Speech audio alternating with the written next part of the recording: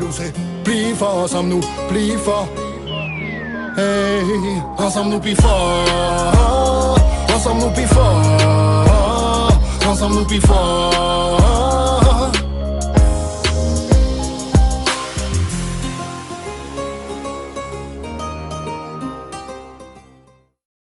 Salut les amis, B1, j'espère que vous vous portez bien. Moi ça va, aujourd'hui je suis avec une queen et tout simplement Axia, Dancehall Queen. Comment tu vas? Ça va, merci et toi, très heureuse d'être là. Très bien, mais ça me fait plaisir de te recevoir. Tu es quelqu'un qui a beaucoup œuvré dans le domaine de la danse, dans le domaine du reggae dancehall. J'aurais aimé que tu te présentes, que tu nous parles un peu de tes débuts. Alors, je m'appelle Dancehall Queen Axia, je danse depuis une dizaine d'années environ. J'ai commencé quand le dancehall n'était pas au top de son expansion, si on peut dire comme ça, on débutait.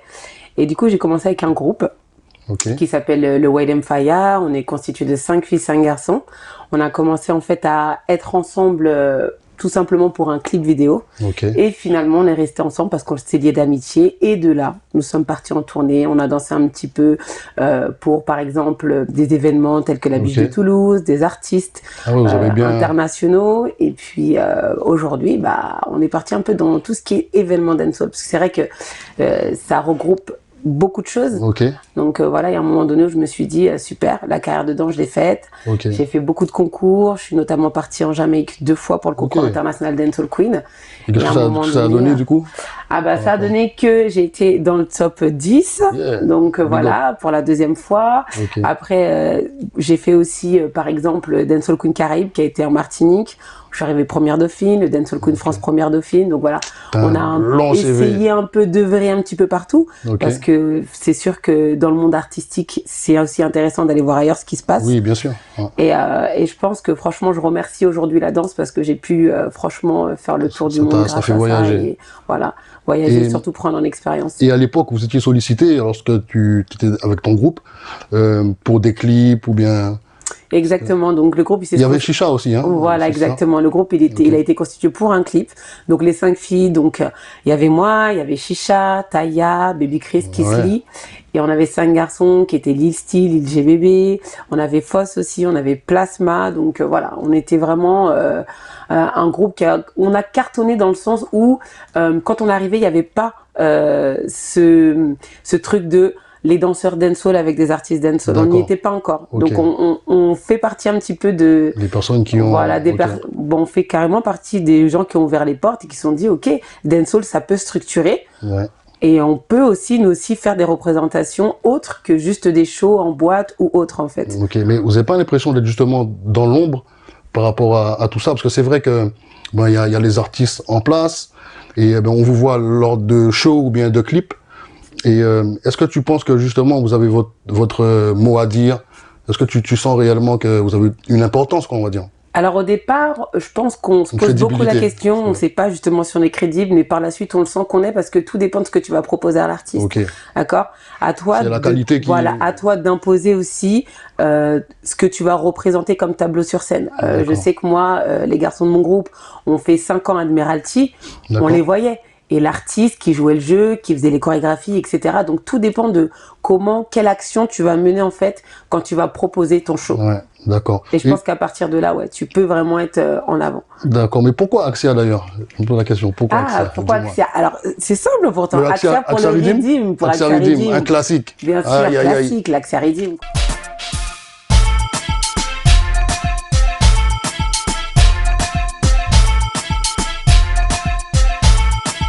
Big up Lasquez, parce que Lasquez est compositeur. Des rythmes comme ça, il n'en existe plus. Une production de Kita Pen, Exactement, donc c'est pour Alexa Redeem, c'est un rythme. Et pour toi, ça manque ce genre de rythme-là, actuellement? Est-ce que ça manque? Est-ce que ça manque? Ça manque, bien sûr que ça manque, bien sûr. En termes de qualité. On t'appelle des fois, on te sollicite pour te dire, écoute ce rythme-là, voir est-ce qu'il plaira ou pas? Oui, on me sollicite beaucoup parce que c'est vrai qu'il y a toujours cette connexion entre les artistes, donc artistes en tant que chanteurs, chanteuses et danseurs, danseuses. Donc c'est vrai que c'est important pour eux d'avoir un aval au niveau de la danse aussi, donc on m'en voit beaucoup. Mais c'est vrai que ce qui est intéressant, et pourquoi je porte mon nom et que je suis fière de le porter aujourd'hui, au-delà que ce soit un super Redeem, c'est que les gens me posent la question, qu'est-ce que c'est que le Axia Redeem? Et je pense que pour la nouvelle génération, juste le fait de se renseigner, d'aller chercher Axia Redeem, on se tombe sur d'autres redeems qui sont totalement patates aussi, Judgment Redeem et tout le reste. Il y en a donc beaucoup. je pense que c'est important et ça fait partie de ma génération, mais surtout ça fait partie de mon histoire. Donc ouais, Axia, je suis fière de le porter. Qu'est-ce qui fait une bonne dancehall queen pour toi? Une bonne dancehall queen, alors c'est une femme complète qui va s'assumer, qui va faire le show sur scène, parce qu'il faut savoir que dancehall queen c'est le nom d'un concours à la base, mais ce qu'on recherche c'est vraiment la reine du dancehall. Donc on veut une femme complète qui s'assume, qui sait faire le show et qui a quelque chose à nous raconter. Ce qu'on veut c'est de l'authenticité et c'est très important parce que c'est ce qui va faire la différence partout où elle va danser. Ok. Et d'ailleurs on parle de dancehall queen, j'y pense, ça me passe par la tête comme ça. Dancehall king, ça existe ça? Est-ce que c'est un projet ou bien? Alors Dancehall King c'est typiquement européen. Il faut savoir que Dancehall King, il n'existe pas du tout en Jamaïque. Par exemple, le Dancehall Queen, c'est vraiment un concours qui a été créé là-bas, dans le berceau de la Jamaïque, à Kingston, qui est quand même présent depuis 92. Le King, c'est vraiment typiquement européen. Il y a eu des Dancehall King France et Europe, mais au-delà de ça, il n'y en a pas. D'accord. Et tu as d'ailleurs mis en place le Dancehall Queen France. Ça a été compliqué de mettre ça en place? Alors compliqué, oui et non. On va commencer par là parce que je suis passée par là, donc je savais tout ce dont avait besoin un concours, par où fallait passer. Je savais déjà où y aller, voilà, toute la structure interne, on va dire. Après tout ce qui était autour, donc plus l'événementiel, la communication, etc. Bon, c'est vrai que t'as eu des soutiens, il y a eu des. Alors j'ai eu un premier soutien. Alors je travaillais aussi parce que comme je suis aussi coach sportif, je travaillais dans une salle où j'étais stagiaire.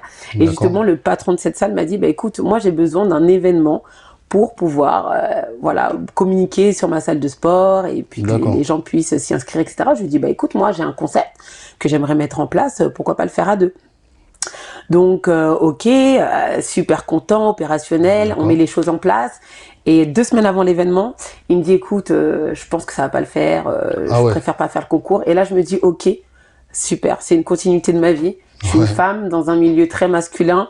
Je pense qu'il m'a un petit peu sous-estimé. C'est à moi de lui montrer que je vais y arriver. Et puis j'ai une équipe derrière moi. J'ai une équipe derrière moi. J'ai une équipe de danse. Les danseurs, on est quand même assez soudés entre nous. Donc je me suis dit, lance-toi. Ça fonctionne pas. Tu sais où tu vas. Tu sais pourquoi tu le fais, parce que faut aussi avoir des convictions quand on fait quelque chose. Et j'en avais. Donc je me suis lancée. Et puis de là, voilà. Ça fait 5 ans qu'on est là. 5 ans. J'étais d'ailleurs à la dernière édition. Exact. Dancehall Queen 2022. Qui a eu lieu au Canal 93, à Bobigny. En plus, c'est une belle salle. Une salle de concert, ouais. Une belle salle.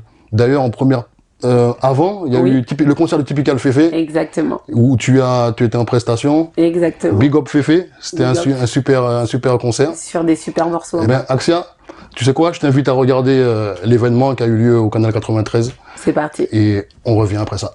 Yes.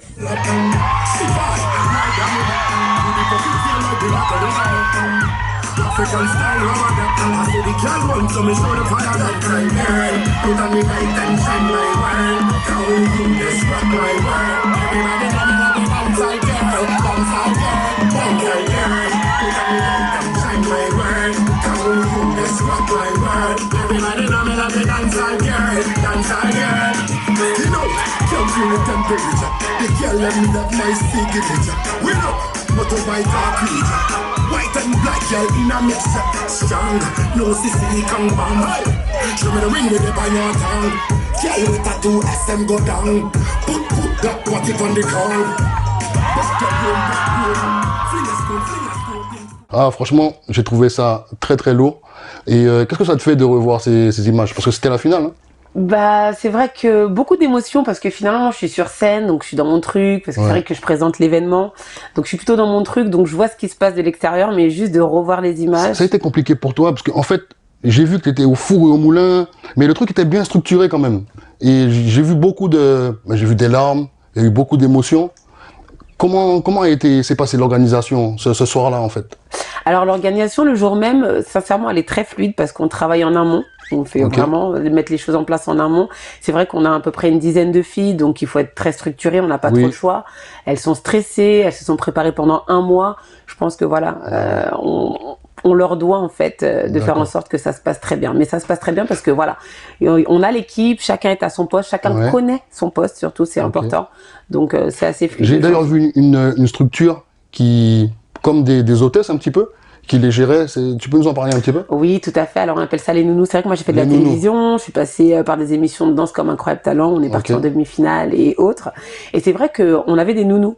Donc c'est vraiment des personnes qui s'occupent uniquement des danseuses. Donc ça peut être sur l'aspect ok, je t'aide à t'habiller, te maquiller, je te conseille, mais surtout sur l'aspect aussi psychologique, où bien évidemment ils sont dans un concours, il y en a qui jouent beaucoup, voilà, il faut savoir que c'est pas rien. C'est la finale à Paris, il y a eu des présélections en voix un peu dans toute la France, et c'est le jour J, donc beaucoup de stress, comme tu disais, de larmes, d'émotions, et elles sont là aussi pour ça, pour éponger un petit peu. Moi j'ai eu, ce que j'ai vu, il y avait une ambiance assez saine, et d'habitude, je sais pas, tu as fait beaucoup de concours, il y a une compétition, tu sens de l'animosité, ou bien envers les... Ouais, tout à fait. C'est vrai qu'il y a de la compétition, mais elles sont préparées à ça. Ça veut dire qu'elles ont une chorégraphie d'ouverture, donc on se voit en amont du concours, et justement on met en place tout ça.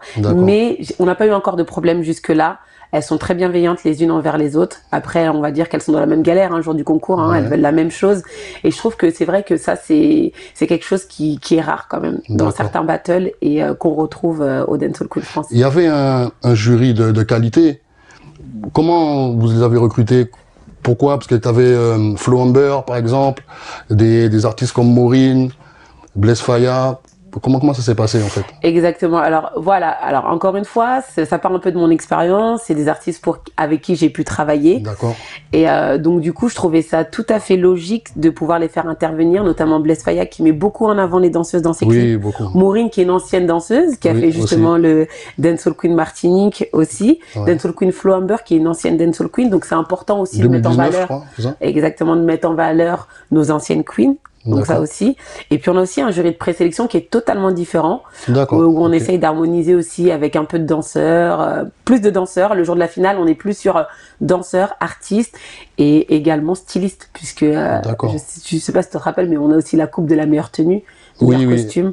Voilà, donc c'est important de mettre vraiment des personnes qui sont en action en fait dans le monde artistique. Par exemple, Blaise Faya, et on sait que notre queen a un contrat pour le prochain clip de Blaise Faya. Donc c'est aussi histoire de faire le lien pour la suite pour notre queen. C'est elle qui a gagné. Hein, exactement. D'accord.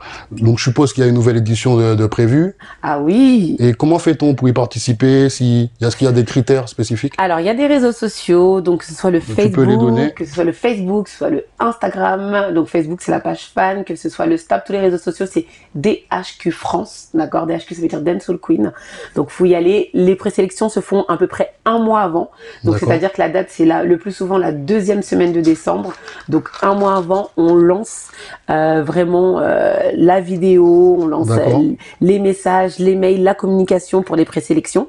Donc les présélections, ce qui est bien, ce qu'on trouve normal aussi, pour que ce soit le plus accessible possible, il y a des présélections dans toute la France. On est en partenariat justement avec Montpellier, on a été aussi en partenariat avec Strasbourg, on est en partenariat avec l'île de la Réunion, avec la Guyane, qui nous a fait plaisir de venir 2 fois, voilà, Emma. Et c'est vrai que celles qui ne peuvent pas se déplacer, il y a aussi des présélections en vidéo. D'accord, Voilà, avec des critères différents, puisque c'est pas les mêmes critères que quand on vient sur place, mais vraiment on fait en sorte que ce soit le plus accessible possible. Voilà. C'est super. En tout cas, si vous voulez participer, redonne-leur les réseaux s'il te plaît. Les réseaux DHQ France. Yes. Et tout est... Et tout est expliqué, tout est carré, ça fait 5 ans.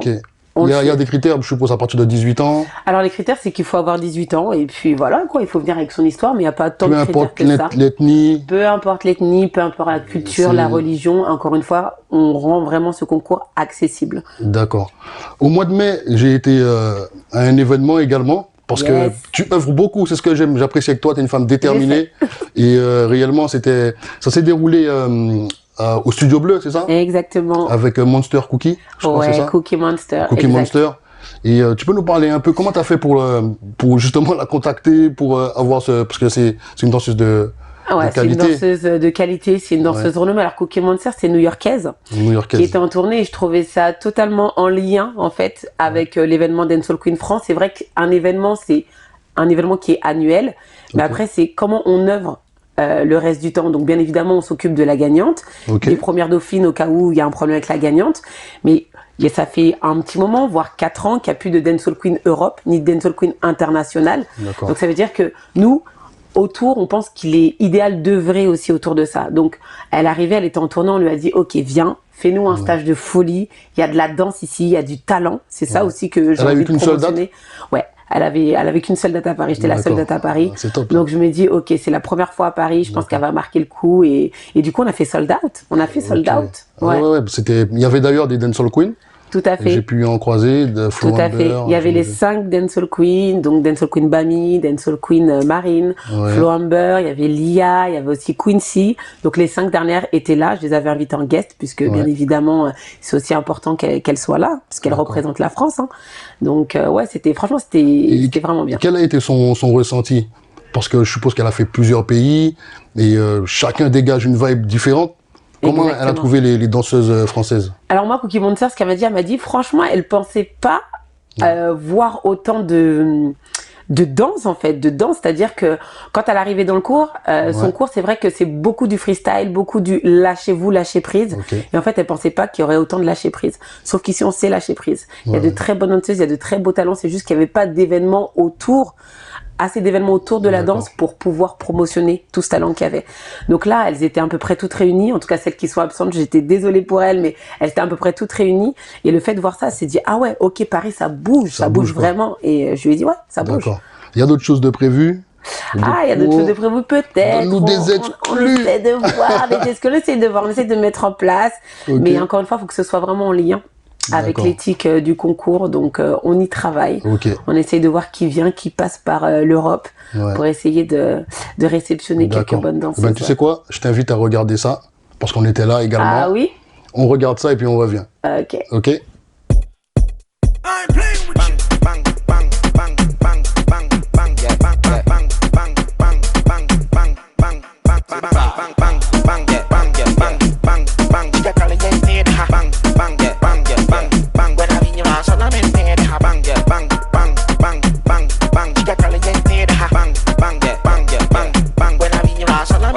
Me on, yeah, me are the money with me heart, need a fan, fuck around and get a tan. Book boss in a fuck as me tan. Hey pretty girl, come and me take you from your man. Baby, me have a plan, vacation, fuck you on the sun. Give you a couple grand, make you get a van. Put you in a brand, when me put you on the bed, headboard, gossa, it gossa. Bang, bang, bang, bang, bang, bang. You got calling your head, bang, bang, bang.